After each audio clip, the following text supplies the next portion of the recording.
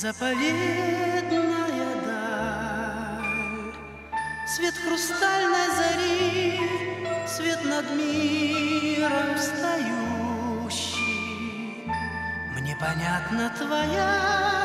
вековая печаль. Բարև ձեզ։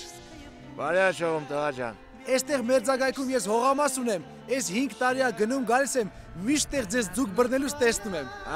Դες զբաղվում ենք էլի։ Ձեզ մի հարց տամ, հա, այս 5 տարվա մեջ, այս գետից, գոնե մի բան բռնած կաք։ Չէ։